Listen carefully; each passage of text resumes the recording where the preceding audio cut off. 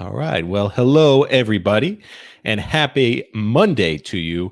Welcome to another episode of the Jazziz Daily Brunch. It's everything you love about brunch, minus the hour-long wait time and having to split the check 11 ways. I am your host, Brian Zimmerman, digital content editor for Jazziz Magazine, and I sincerely thank you for joining me today.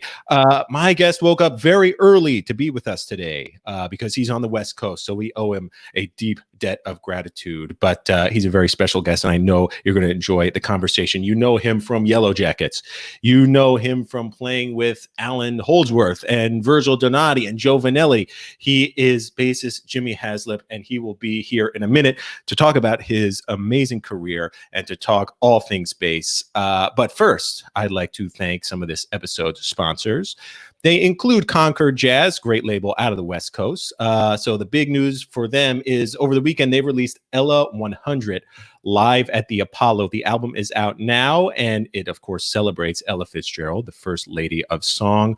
It was recorded live at the Apollo in Harlem and was produced by 8-time Grammy and Emmy Award recipient and former Ella Fitzgerald drummer Greg Field. And it features a host of amazing performances by the likes of Andra Day, Ledisi, Liz Wright, Cassandra Wilson, Monica Mancini, and so many more. Plus, it was hosted by Grammy Award winner Patty Austin and the multi-Tony Award nominated actor and singer David Alan Grier. Again, this album is out right now. It was featured in our 10 albums you need to know for the month. And get this, we will actually be chatting with Greg Field, the producer of this amazing disc, tonight at 5 p.m. Eastern. He's going to join us to talk about what it was like to play with Ella Fitzgerald and putting this amazing concert together. So be there for a very special second course of Jazziz Daily Brunch. Again, that's 5 p.m. Eastern.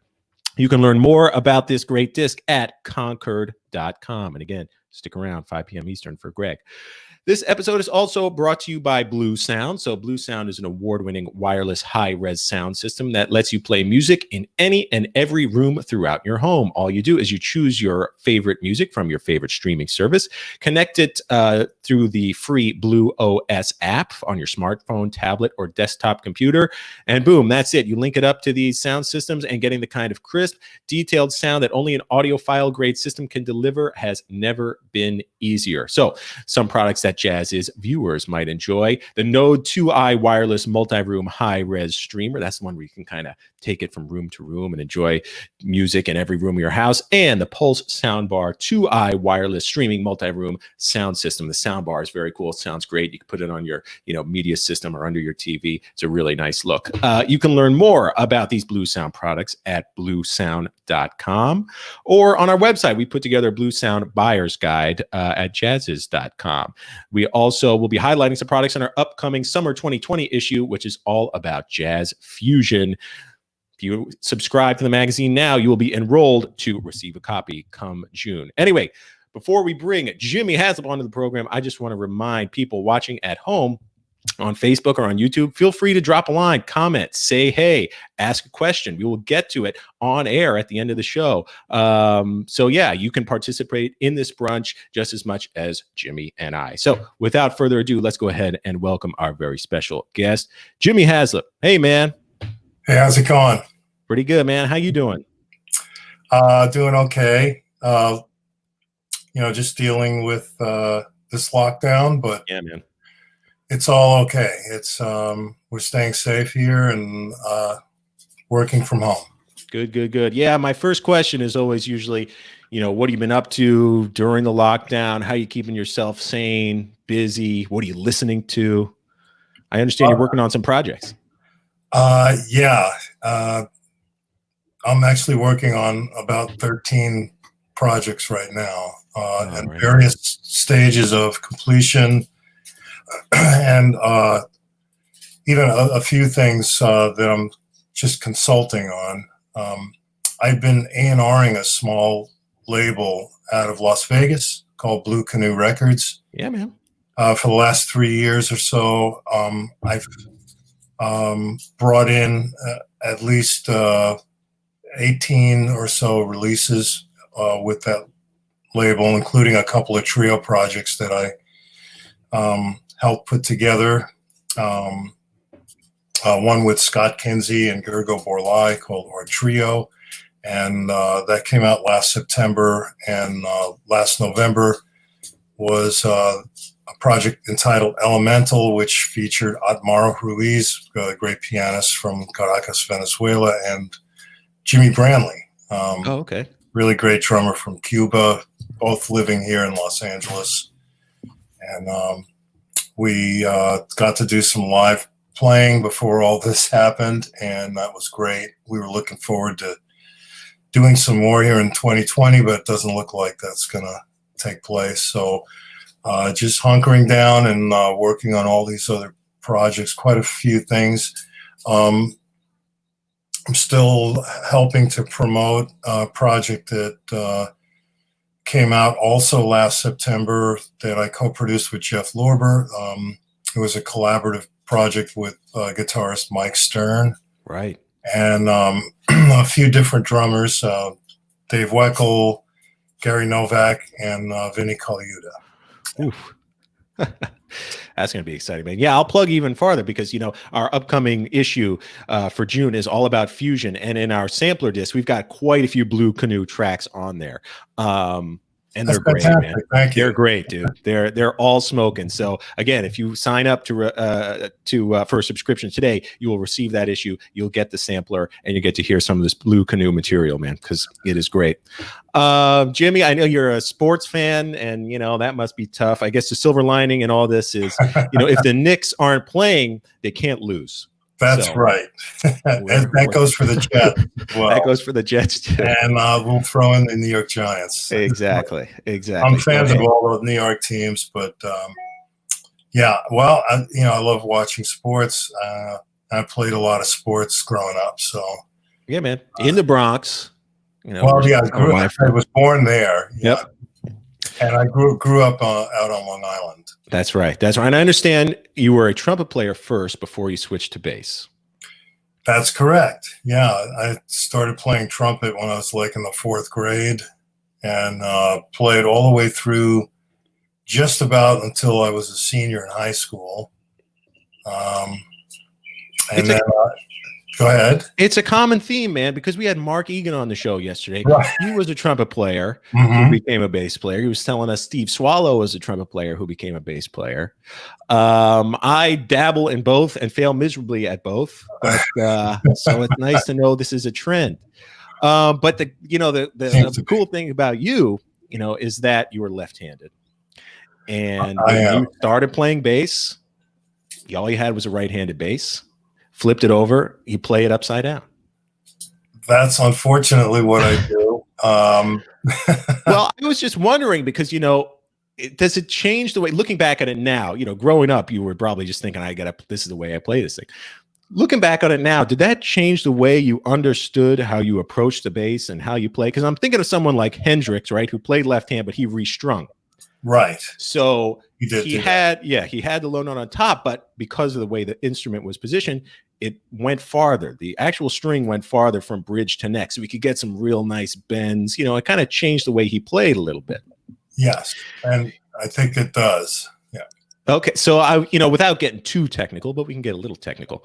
How do you think it changes the way you just think about bass and soloing and constructing lines? You know, I don't think about that so much, except that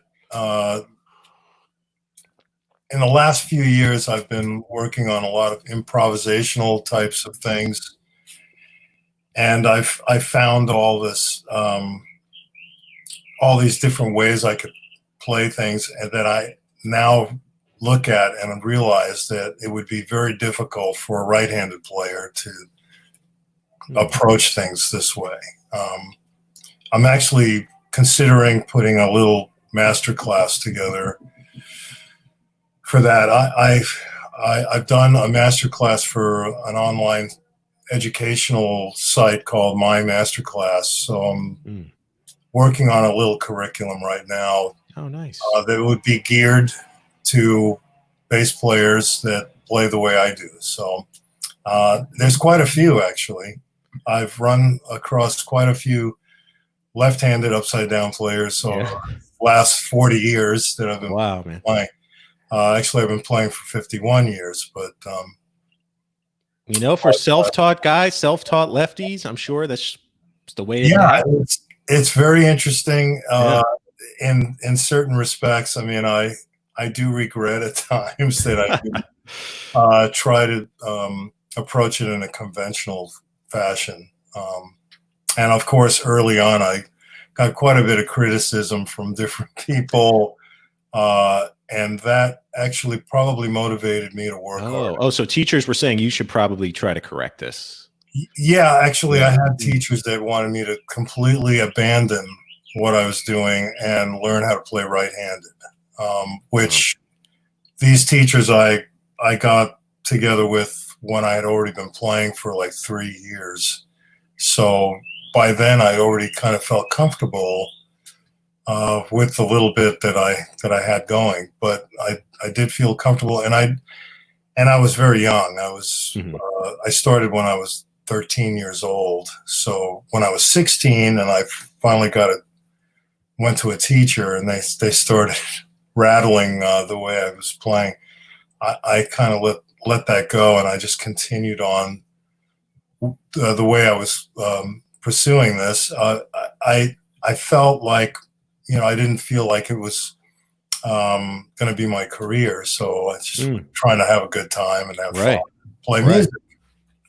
And what initially, like what was so transfixing about the bass? What pulled you to the bass?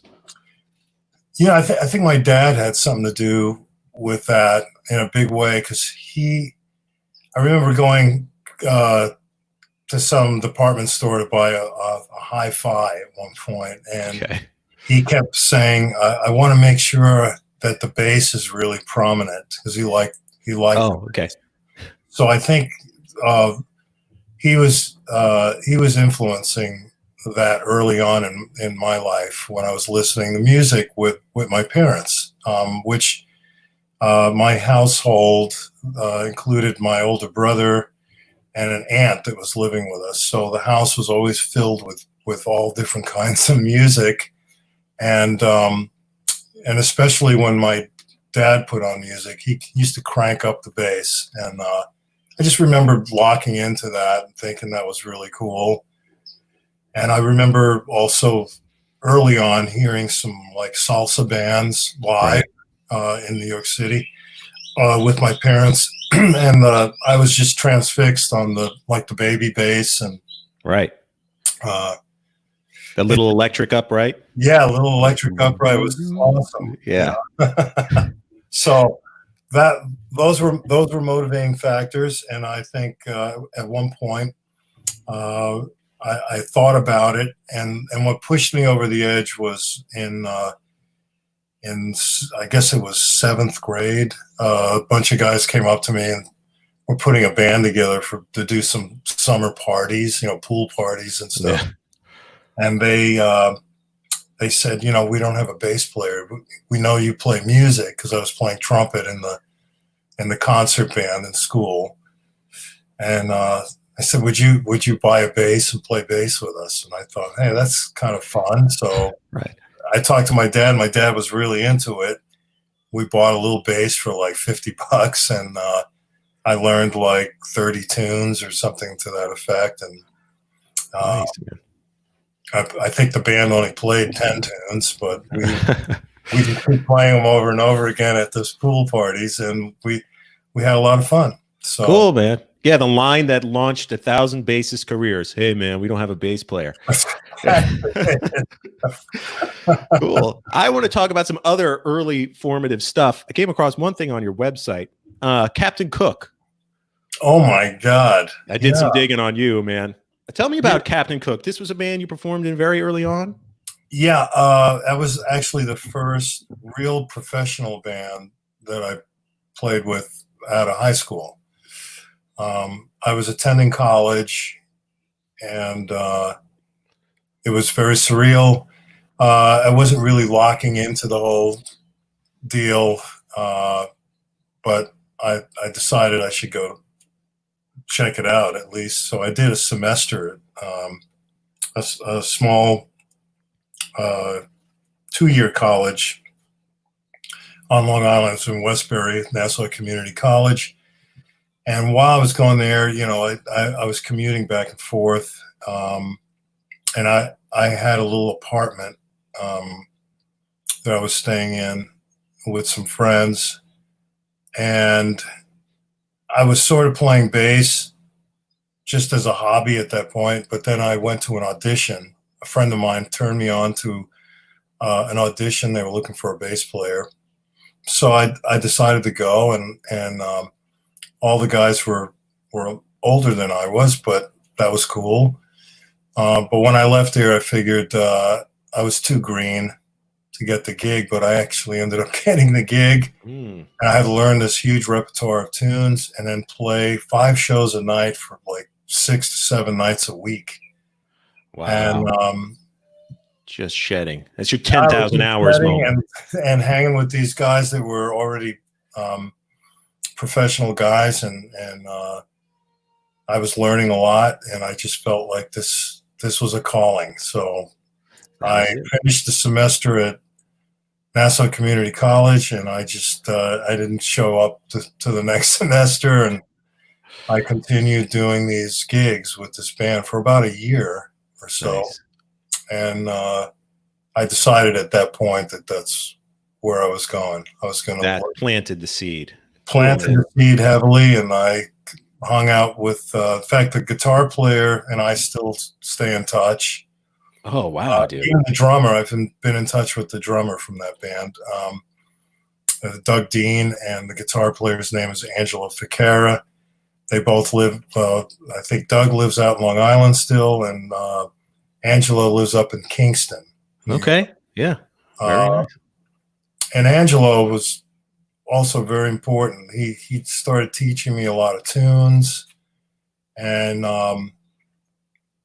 he was way ahead of anything I was thinking about. So it was quite an education. Nice, man. Hang with those guys. Yeah, the other group I wanted to ask you about was the short-lived Blackjack with Michael. This is a hard rock group with Michael Bolton singing. Yeah. It was a rock band. It was a rock band. Mm-hmm. You guys opened for some big names, right? Peter Frampton. Yeah. I think we opened for a few other. I'm trying to think of anybody else we opened up for. Was it Ozzy? I think I came. Did you open for Ozzy? I don't remember Ozzy, but it could have been like 5. Whoever does. Yeah. 5.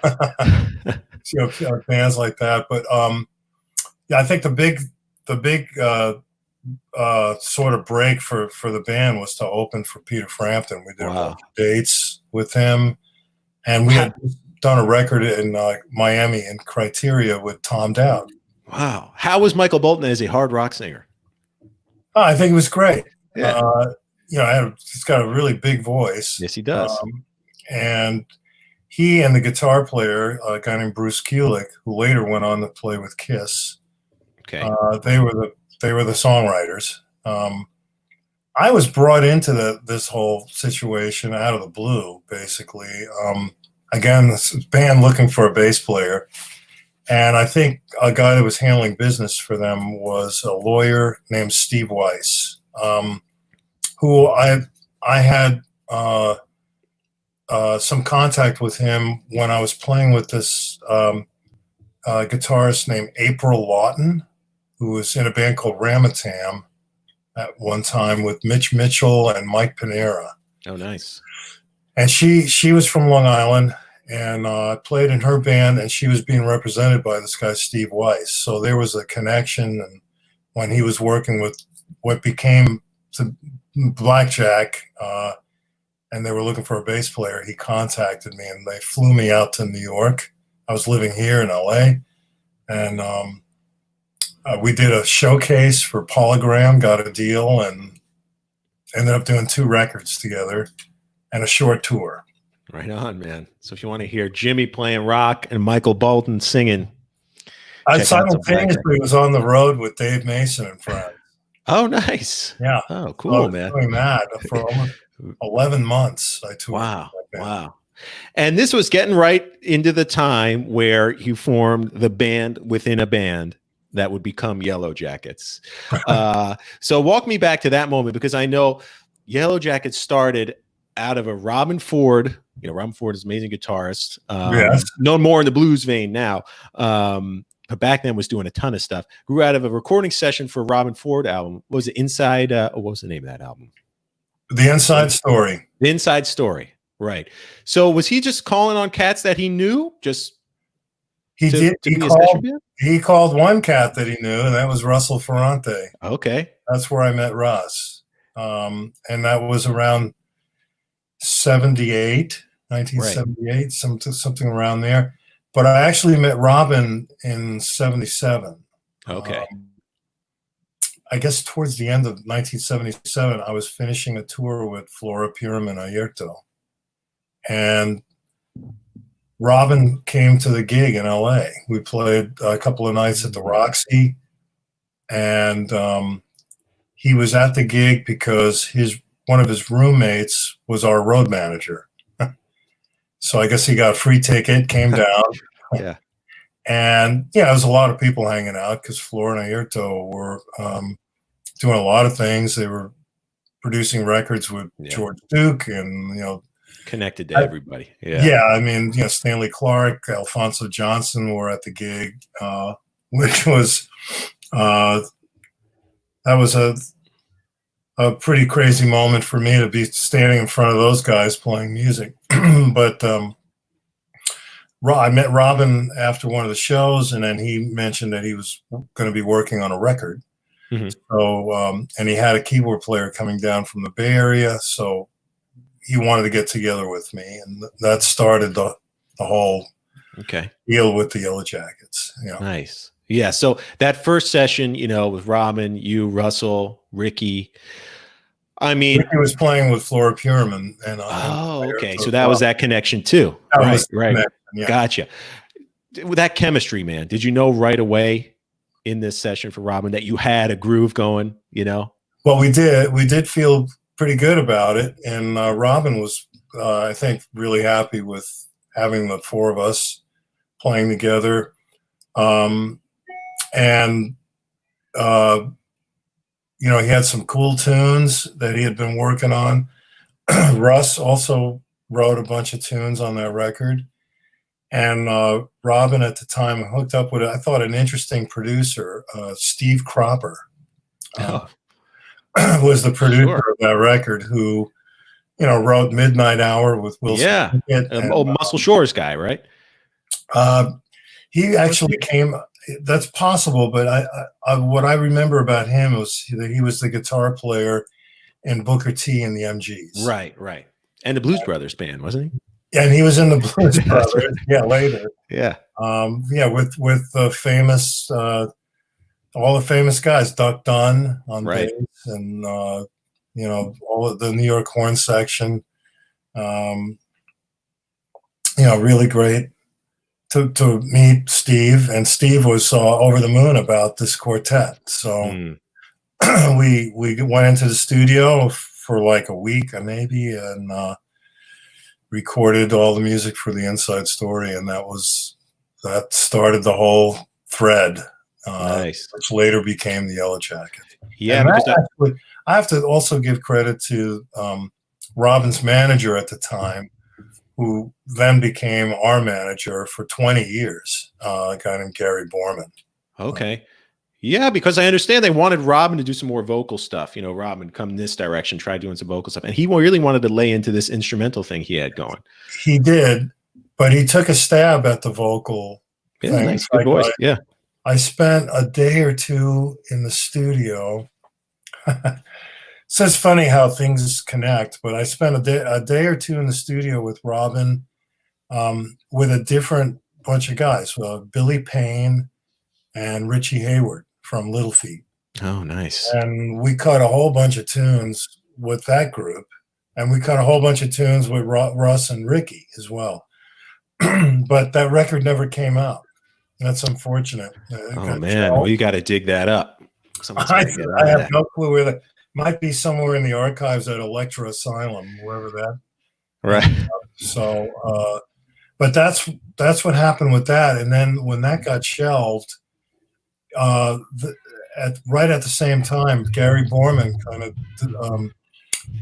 hooked up this whole scenario of us making a demo, which ended up on Tommy LaPuma's desk at Warner's, and he signed us to do a record. And we became, at that time, we became the Yellowjackets. And as the story goes, you didn't really have a name for the group. No. You apparently had a list. And we had an ongoing list, yeah. Yeah. Do you remember any of the could have been names from that list? Because as Russell tells the story, it was your list, man. I'd have to really dig for that information, but obviously one of the names on the list was Yellowjackets. Right. And I believe Tommy LaPuma was the one that gravitated towards that, thought that was an interesting name for the quartet, and that the rest is history. We ended up being called the Yellowjackets, and their art department did a interesting job to make a nice album cover when we used to have albums, and that was quite an experience. I had just come home from being on the road 11 months with Dave Mason and doing the second Blackjack record when I went into the studio to do the first Yellowjackets record. So there was a lot going on. I also, right around that time, had spent a few days with Gino and Joe and Ross Vanelli and worked on a record called Brother to Brother. So all that stuff was going on at once, on top of the fact that I also squeezed in a short tour with Tom Scott and Steve Kahn. Nice, that's right. I got Russ Ferrante on the gig, and then we went out did a bunch of gigs with that band. A drummer named Ron Aston also joined us. So yeah, no, I mean, you've always been busy, man, and lots twirling around. Yeah, exactly. Well, and that was kind of what was so cool about this era, and you had a lot of overlap because the music was just so good during the 70s from every genre, which is why the fusion was so good. By the way, people are reminding me on Facebook, Steve Cropper, Memphis, Stax Records. Duh, Brian. There you go. Come on, Brian. But yeah, man. Booker T. Totally. And Jim, what I love about Yellowjackets and the discography is that, there's obviously so much consistency in style from record to record, but as the personnel changed, you were also able to adapt, and evolve little by little. And I'm wondering about the first big evolution, which would have been, bringing in Mark Russo and going from a guitar-led ensemble to a saxophone-led ensemble. Did that change the orchestration? That changed the way you thought about, composing these tunes, arranging these tunes? Yeah, quite a bit, actually. And I think, well, it sort of just happened. I was also working a little with a great guitar player, actually, and vocalist Michael Cimbello, who had a hit at the time called Maniac. And he wanted to do some gigs to promote that record. So he put a band together with Russ Ferrante on keyboards, his brother, Danny Cimbello, also on keyboards, Vinny Colaiuta on drums, and myself on bass. And he brought in the Tower Power horn section. So, and he also had his wife singing backgrounds, and that's Cruz Cimbello, who used to sing with Sergio Mendes, and then a singer that I ended up producing 8 records for, and worked on a bunch of other records, Marilyn Scott. Oh, okay, right. Oh, wonderful. Yeah, Marilyn sang with Tower of Power at one point. That's right. Backgrounds on some great records like Oakland Stroke and Urban Renewal. But we all knew each other, and we had a blast. We just did a few gigs with that band, and it just so happened that the lead alto player in the Tower Power horns at the time was a guy named Mark Russo, who had taken Lenny Pickett's place. Right. Lenny had left. Right. And Mark came and sat in with us, and we just thought that would be an interesting change for the band.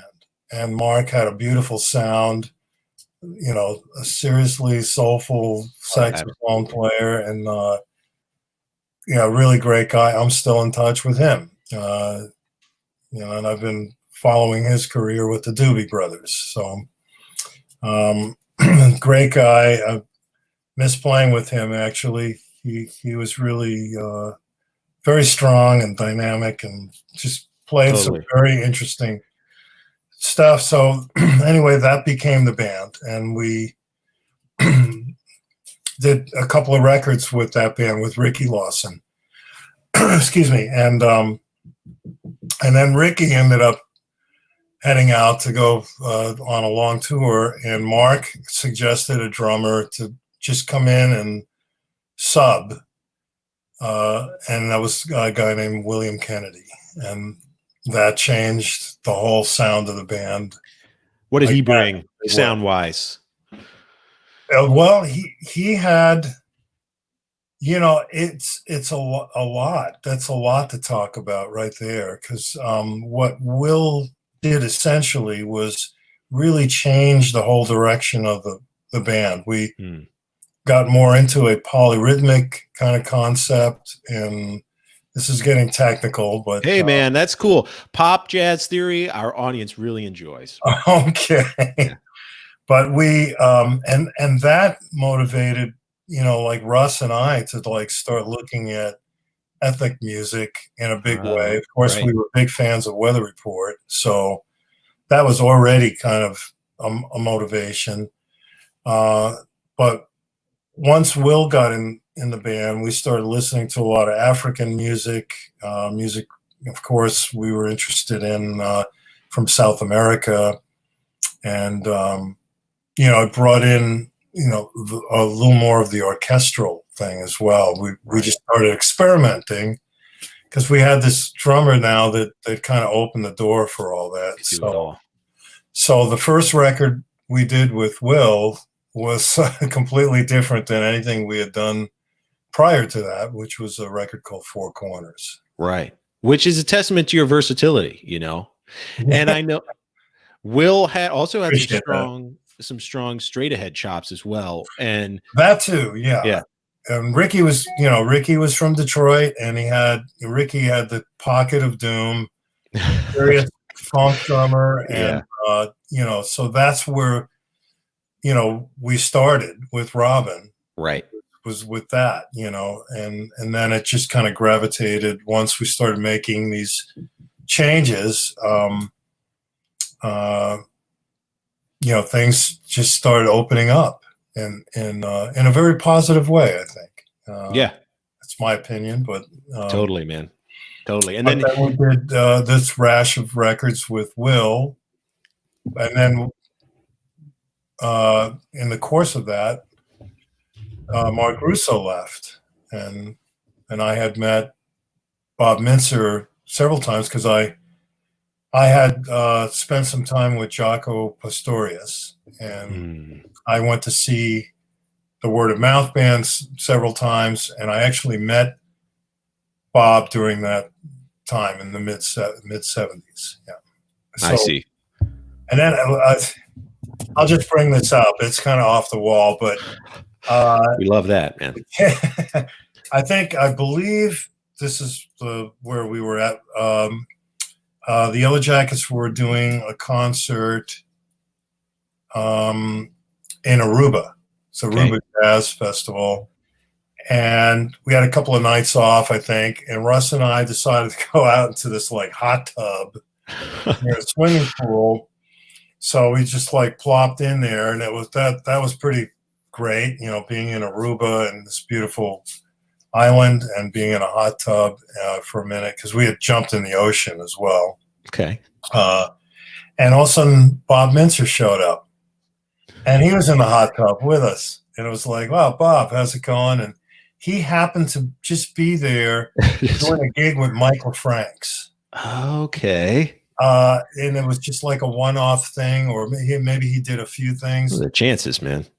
So we got into a really great conversation, I remember, in that hot tub. I don't remember exactly what it was about, but we made a connection. And then I ran into him a few other times in some like, strange places like Boulder, Colorado, in a lobby of a hotel. And so when Mark left, like, he popped into my head, like, why don't we just call Bob Mintzer?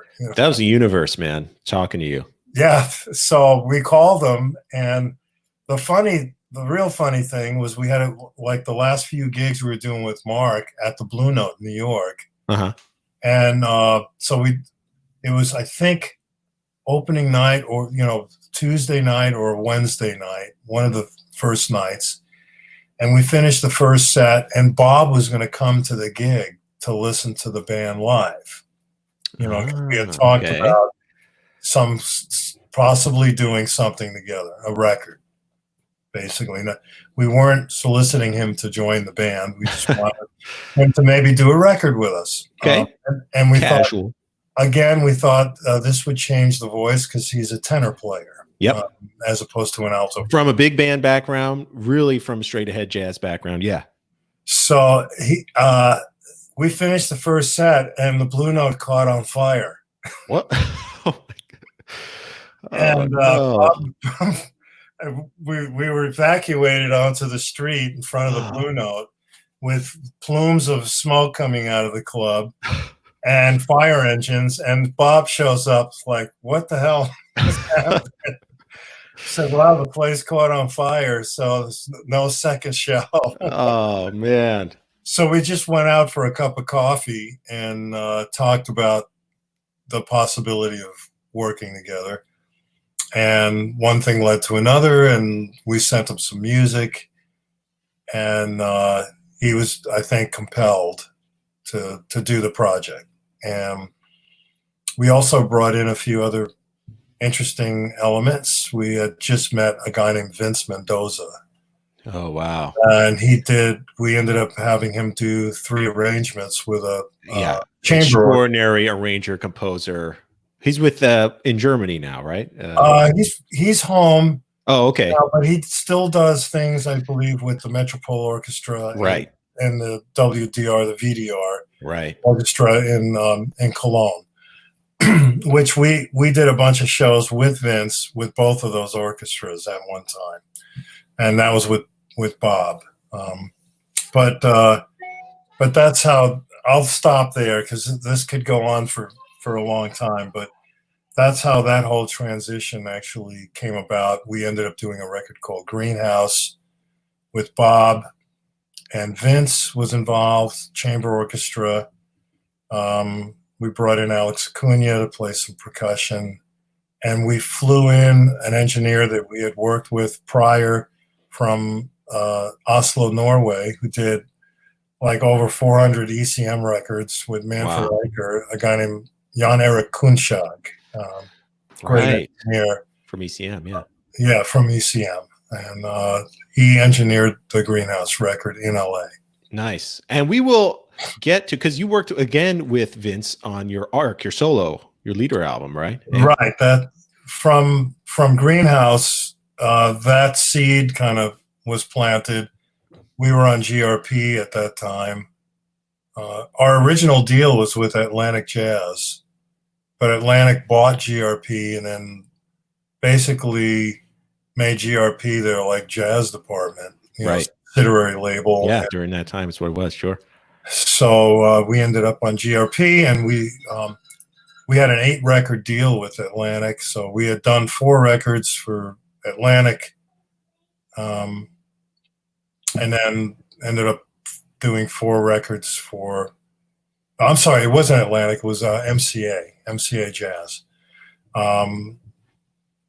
So we did the 4 records for MCA Jazz, and then four more records for GRP. Right. And with a project like ARC, was there a part of you that was like, I want to do things that I couldn't necessarily do with Yellowjackets?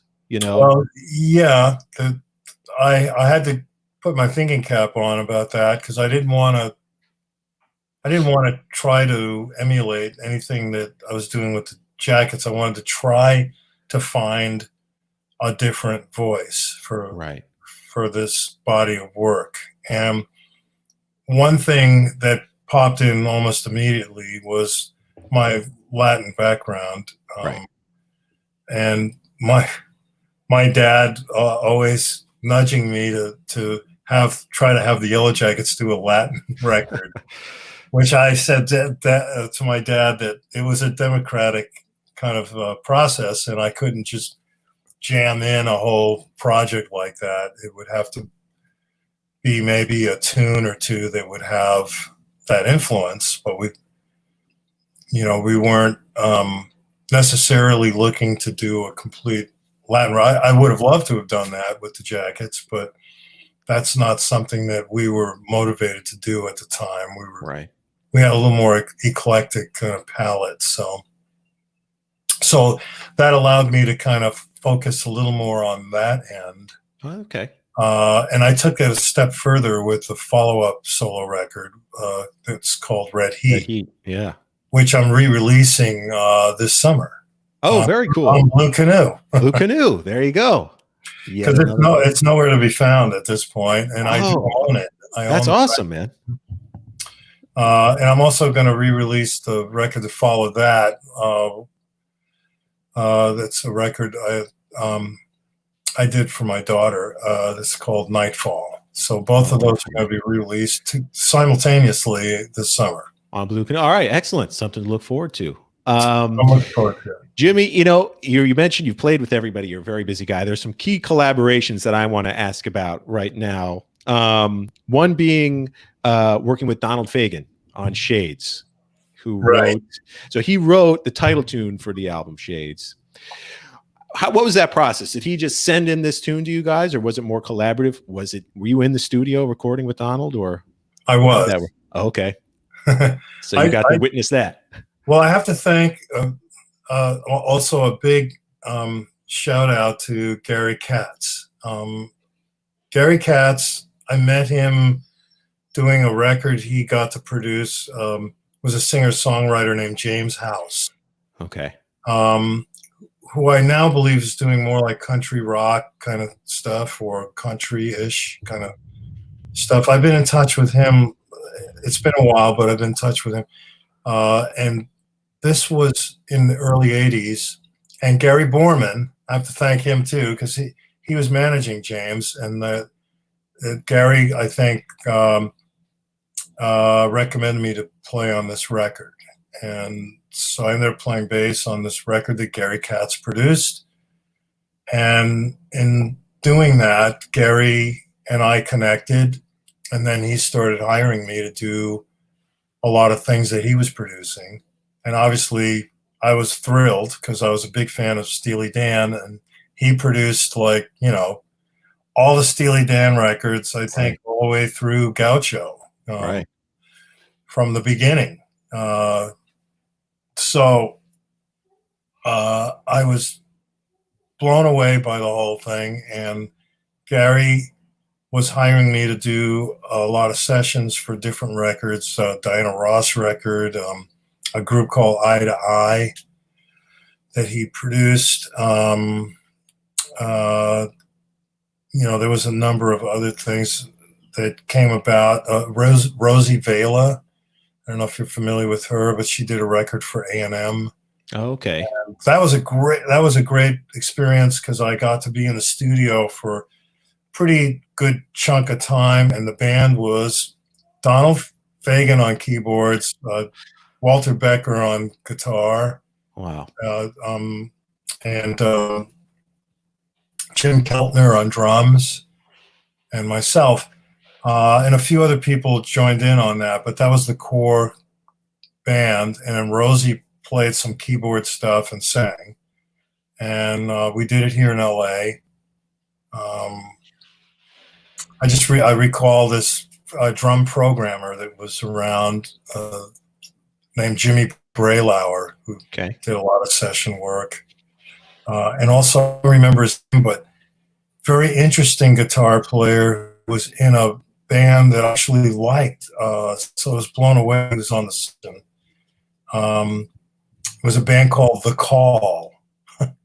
And he was the lead guitar player in that band. And they brought him in to play on some tune.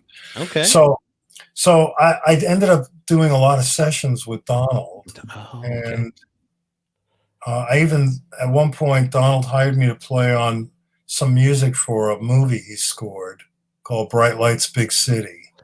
Oh, right. The book adaptation. Michael J. Fox was, I think, the star. Yes.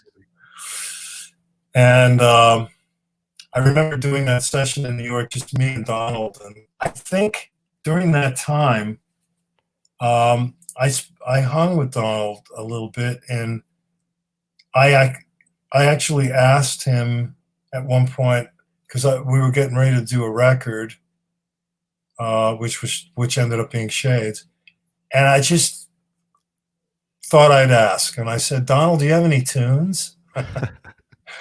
And he said, yeah, I got tunes. So I think he gave me a cassette with some tunes on it. I came home and listened to him, and I found this tune that I think had a different title. But I thought it was just a working title. And Russ actually came up with the title of the entire record, which was Shades. Right. And then we decided that we were going to call Donald's tune Shades. Title tune. I think we should have asked him first. But I don't think he minded. I think he did ask me at one point. That wasn't the name. I think he said that wasn't the name of my tune. Well, it's ours now, Donald. But yeah, that's the way it went. Yeah. And we recorded it. And the crazy thing was that that tune ended up being the bonus track for the Japanese release. And it was really? The title track of the record. That I didn't get. That was a record company decision. And I was kind of shaking my head going, well, what just happened here? You know. But regardless, we were thrilled to be able to have the opportunity to record a Donald Fagen song on a Jackets record. Totally. Now, being that it wasn't his album, how was he in the studio? You know, because his own stuff, he didn't play on it at all. Right. Okay. He gave me the tune, and we just ran with it. Nice. And Ross played all the keyboards. I would have loved to have had him on the tune. That would have been fantastic. But that's not the way it worked. And he was in New York. We were here. And we just cut the tune and sent it to him. And that's when he said, that wasn't really the name of my tune. Nice. But thanks for recording it. And I think it's part of we're not part of the Steely Dan family tree. Because totally. Because it has an unmistakable Dan vibe, you know? It did. But with the Yellowjackets spin on it.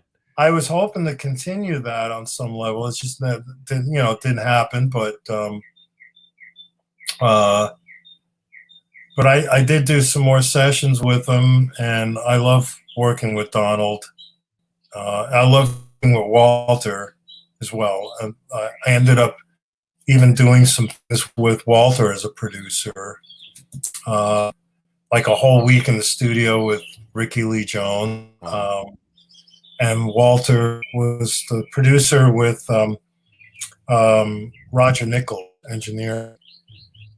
Really great band, but this particular band didn't make it on the record. It was a record called Flying Cowboys.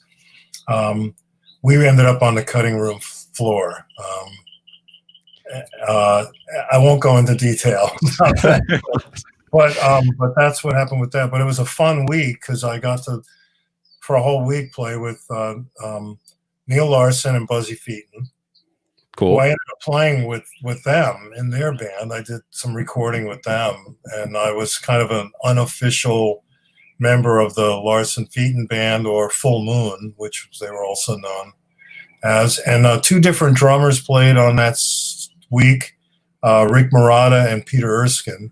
Right. And Paulina da Costa was on percussion. So it was a really great session with Walter producing. I mean, that's not a bad thing when you're in the studio with those guys. Quite a dream team, man. Yeah. Yeah. The other, another big collaboration I wanted to ask you about, you know, you've played with him a lot, you know, is the great Allan Holdsworth. And, you know, your buddy Robin Ford has called Allan Holdsworth the John Coltrane of guitar. And again, not to get too technical, but not to get technical either. What was so special about Allan's playing? You know, what was he doing that just nobody else could do? It's almost hard to put into words. He just approached the instrument in such a unique fashion. that, you know, I think anybody has difficulty explaining Yeah. his approach. But bottom line is he completely changed what the guitar does. And the way he heard harmony was, you know, was spiritual.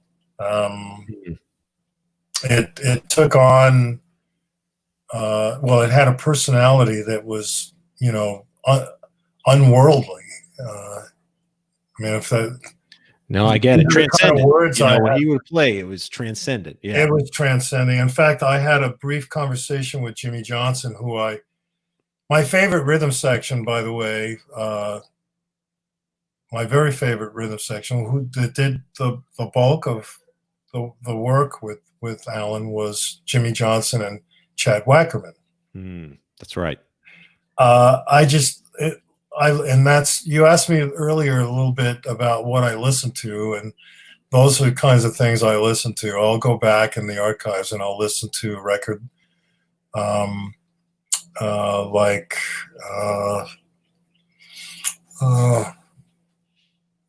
maybe Sand, although didn't feature that rhythm section on the whole record. I think Vinnie Colaiuta was also on that record, but I love that rhythm section, and there's individual songs that I have a whole collection.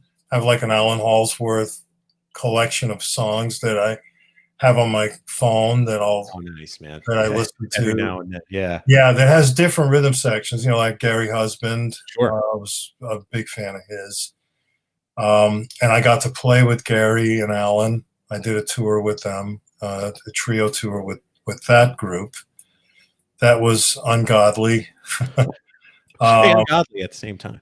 Yeah, I mean, I had to keep pinching myself. Am I really here doing this? It's, you know, it took me. So it's so inspiring to play with those guys. I can't even describe it. You know, but I was fortunate to play with Allan in a variety of ensembles. So. Yeah. The first one was the quartet with Alan Pasqua and Chad Wackerman, which was awesome, and we basically tributed the Tony Williams' New Lifetime. So we got to play a lot of that music, plus some original composition of the two Allans. And Allan wrote the title track of the record that we put out, which is called Blues for Tony. And I just had the greatest experience playing in that band. Well, I mean, the music you made with him was just outstanding, man. And and I got to work with him right before he passed away. I brought him in I've been producing these records by a pretty serious composer from Bremen, Germany, named Michael Schmidt. He goes by MSM Schmidt. I've now produced 3 records for him, and I'm in the middle of. That's one of my 12 records I'm working on now. And so on the last record, which is entitled Life, I brought Allan Holdsworth in on 2 tracks. And one track was with Dave Weckl, and another one was with Virgil Donati. So, wow. And so those must have been some of his last recordings. You know, I believe they were. I mean, there's other things that I think have recently come out that are being touted as his last recordings. I don't know what his last recordings were, but I did get to see him a few months before he passed, and got to hang out with him and work on these couple of tracks with him. Nice. Which was a honorable thing, and I think about him all the time.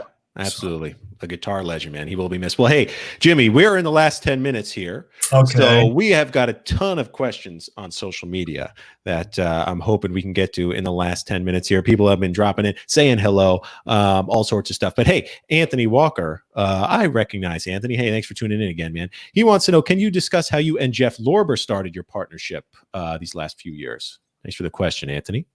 Okay, I'll try to make it quick, but originally I met Jeff, it might have been an awkward situation, but I ended up going in to do a session on Kenny G's very first record for Arista. All right, man. Jeff was producing, and it was supposed to be Neil Steubenhouse, but he couldn't make the session, and he asked me to sub for him, and I guess Jeff didn't realize that was happening until I got there. But fortunately, the other musicians knew me and vouched for me, and Jeff and I became friends. We did a bunch of sessions over the years, and then I think it was 2009 or 2010, I went to Russia in a band that Eric Marienthal put together with Will Kennedy, myself, Chuck Loeb, right, and Jeff Lorber. And Jeff and I really connected on that tour. It was, I don't know, like a dozen dates or whatever it was. And I was producing a saxophonist here in town who was originally from Sweden. And I brought Jeff in on that project, and we co-produced it. And that started this whole thing. And Jeff then decided to resurrect the fusion right at that time. So yeah, he invited me to join the Jeff Lorber fusion. And we started. I've now produced 7 records with Jeff for the fusion. Right. And the last one being what I mentioned before, the 11 record with a collaboration with Mike Stern. Right, dig it, man. So there you go. Thanks for the question, Anthony.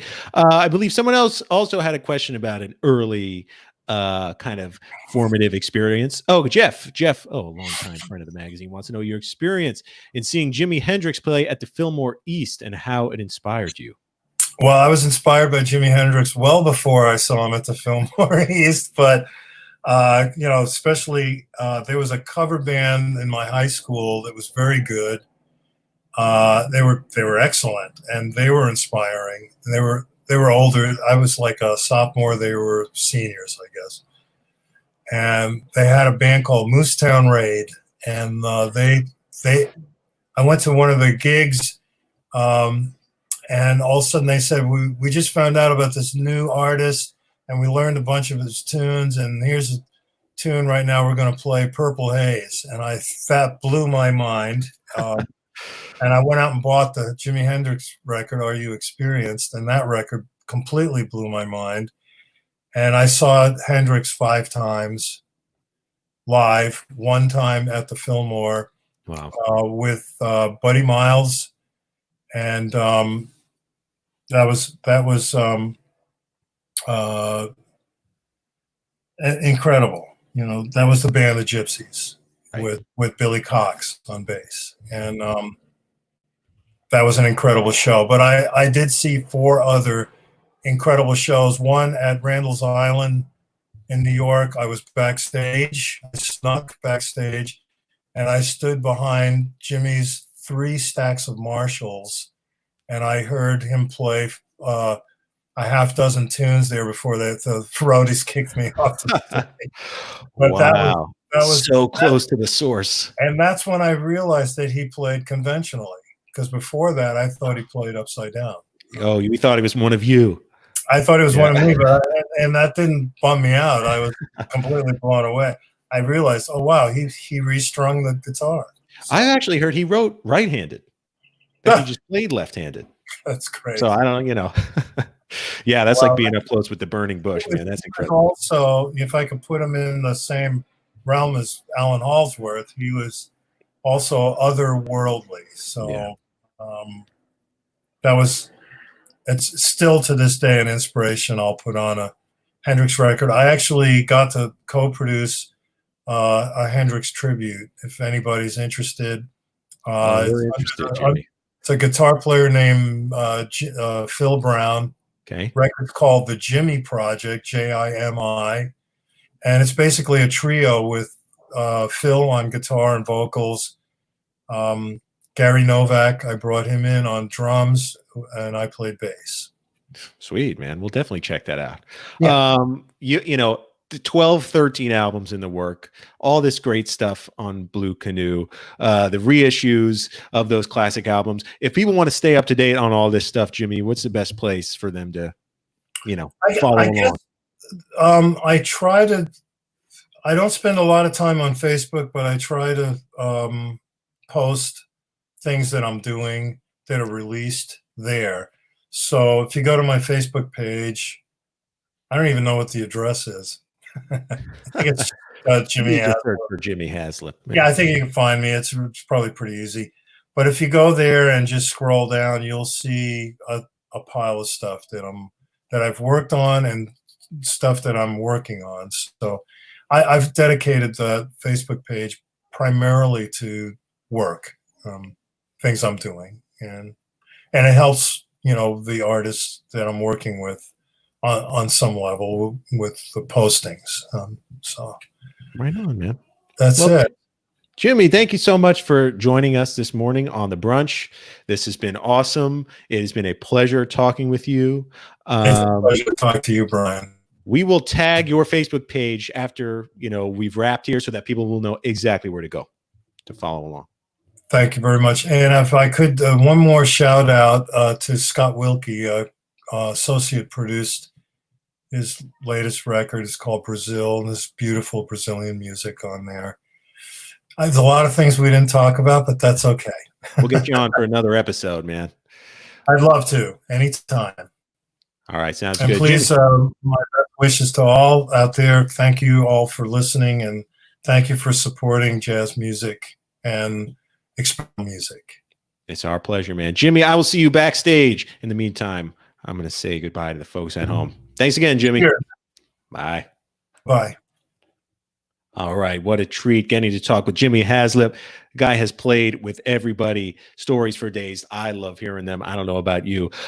Before we sign off, I just want to quickly thank two more of our sponsors, one being Mac Avenue Records. They have two amazing albums coming out soon. Connie Hahn's Iron Starlet, that's due out June 12th, and Christian Sands Be Water. It's going to be available July 17th. Not to mention they have a beautiful Oscar Peterson tribute out right now called Oscar with Love.